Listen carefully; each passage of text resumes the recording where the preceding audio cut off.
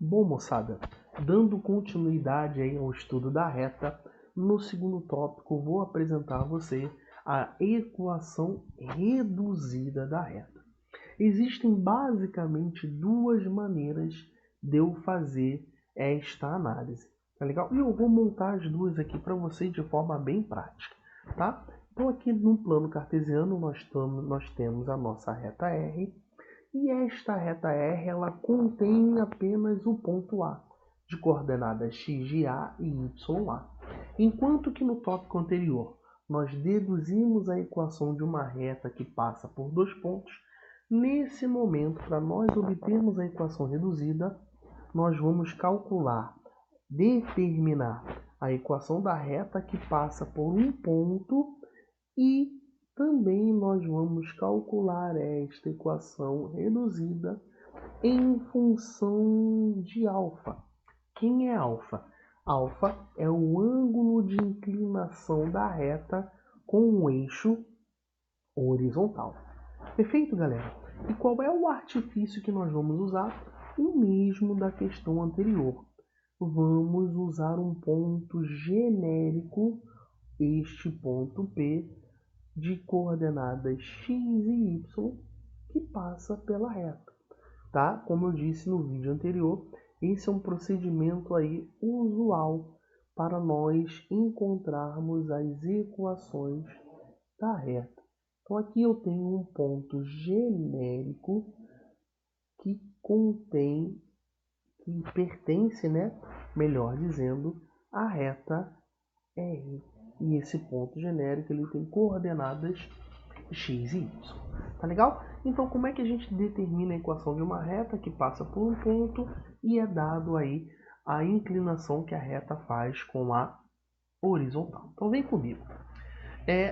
Este segmento horizontal que aqui está, você percebe que nós podemos calcular este comprimento fazendo x menos xa, como nós já fizemos anteriormente.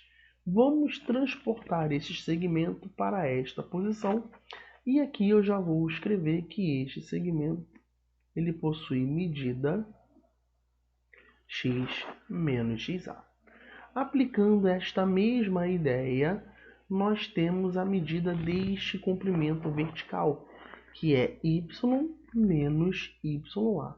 Perceba que esta ideia foi vista lá no assunto pontos, tá certo? Tá aí, bonitinho. Perceba que nós formamos um triângulo retângulo, correto? E uma coisa interessante acerca deste ângulo de medida alfa é que este ângulo dentro deste triângulo retângulo também tem medida alfa, já que esses dois ângulos eles são correspondentes, pois temos duas retas paralelas cortadas por uma transversal, ângulos concorrentes. Perfeito? Então, analisando este triângulo retângulo, tá legal? Neste triângulo retângulo, você percebe que eu tenho um ângulo alfa, um cateto oposto a este ângulo alfa, e eu tenho também o cateto adjacente, correto? Cateto oposto com cateto adjacente é a tangente. Então, a tangente do ângulo alfa é a razão entre o cateto oposto, que tem medida y menos ya, sobre o cateto adjacente, que possui medida x menos xa. Portanto, multiplicando cruzado essa expressão, nós vamos encontrar que y menos ya vezes 1, isso dá y menos ya, perfeito? Isso é igual a tangente de alfa vezes x, vou colocar aqui, ó, tangente de alfa vezes x. Tangente de alfa vezes menos xa, vou colocar aqui, ó, xa tangente de alfa. Perfeito isso, galera? Tudo bem? Sem problema nenhum, isso que acabamos de escrever. E você percebe o seguinte, galera. Eu vou pegar este ya e eu vou passá-lo para o outro lado. Nós vamos encontrar a seguinte expressão. Y igual a tangente de alfa vezes x. Aí eu vou colocar assim, ó. Este YA foi positivo, mais YA menos x de A tangente de alfa. Assim como no item anterior, perceba que tangente de alfa é um número real. Então eu posso chamar este número real de m.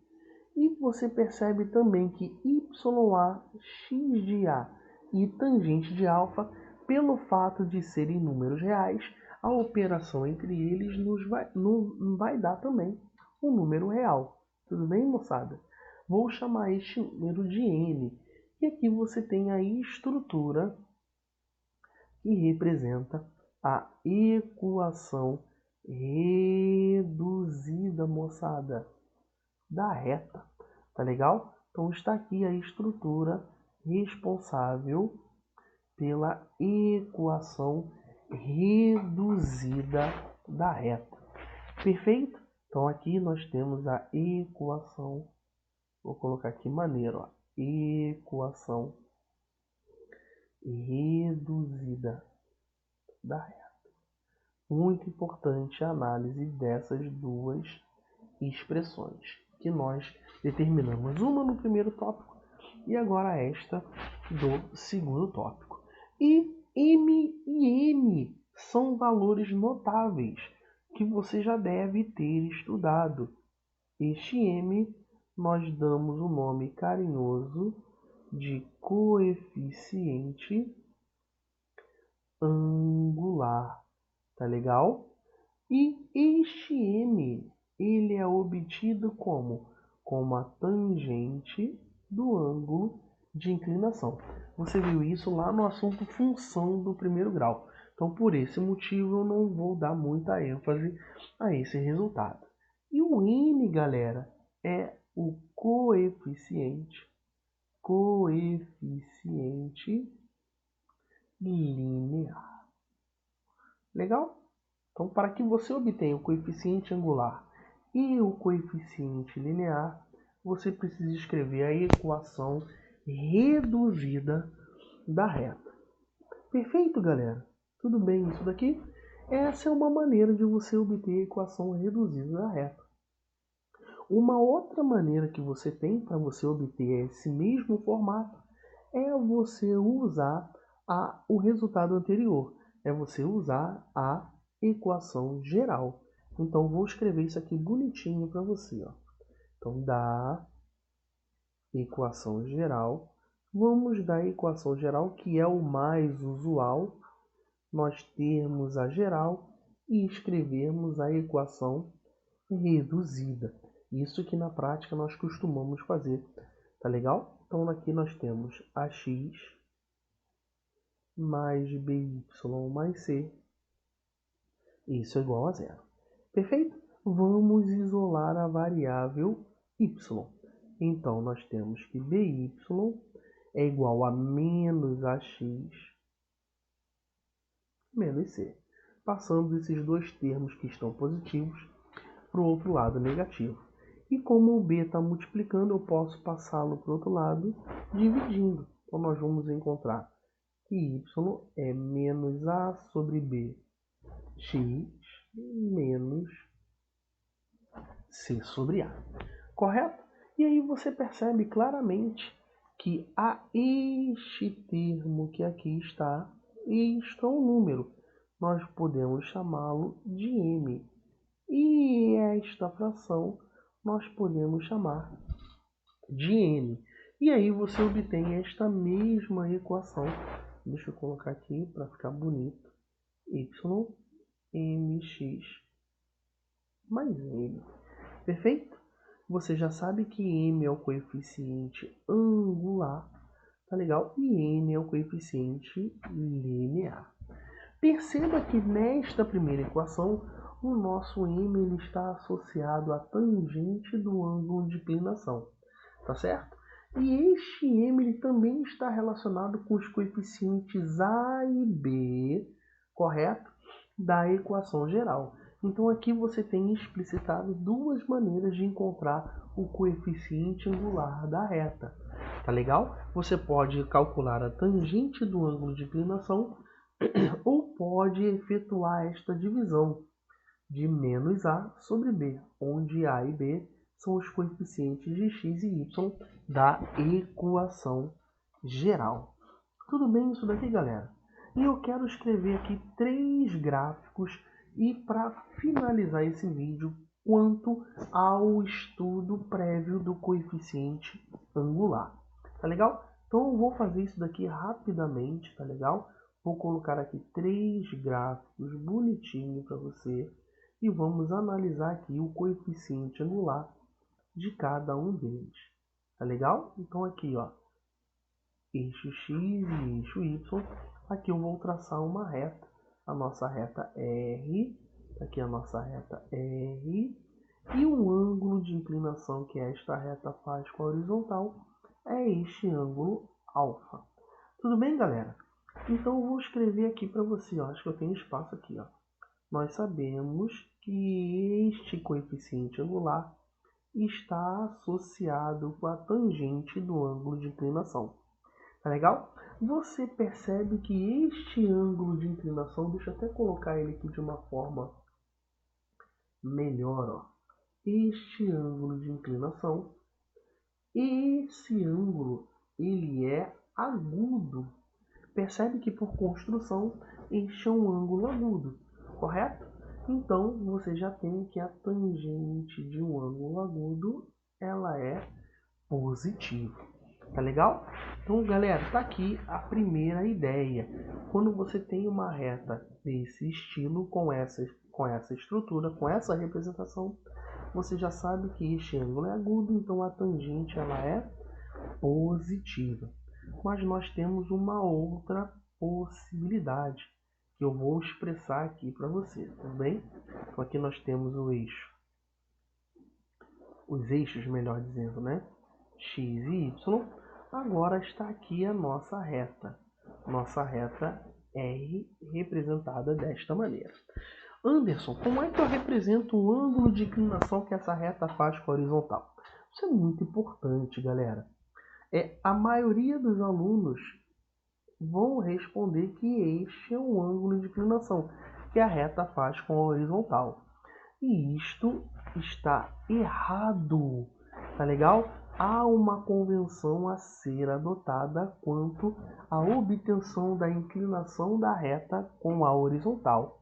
Você faz essa medição sempre tendo como origem, partindo como referência do eixo X. Então, do eixo X até a reta, este é o sentido do ângulo de inclinação que a reta faz com a horizontal. Então, partindo do eixo X, eu vou marcar no sentido anti-horário o ângulo de inclinação que a reta faz com a horizontal. Tudo bem? E este ângulo, você percebe que ele é um ângulo obtuso. E a tangente de um ângulo obtuso, ela é sempre o quê? Negativa. Lá do estudo da trigonometria, você já aprendeu que o ângulo obtuso é um ângulo entre 90 e 180. E 90 entre 180 são todos os ângulos que estão no segundo quadrante. Então, a tangente de quaisquer ângulos que estejam no segundo quadrante, ou seja, de ângulos obtusos, ela é negativa. E aqui, por fim, você tem a última estrutura que eu gostaria de deixar bem claro, mastigada para você. Então, aqui você tem o eixo X, você tem o eixo Y. E agora eu tenho uma reta que é paralela ao eixo X. Então, a nossa reta agora ela está paralela ao eixo X. Então, se você tem uma reta paralela ao eixo X, você percebe que o ângulo formado... Desculpa, galera. O ângulo formado da reta R com a horizontal é um ângulo de 0 grau. Tudo bem?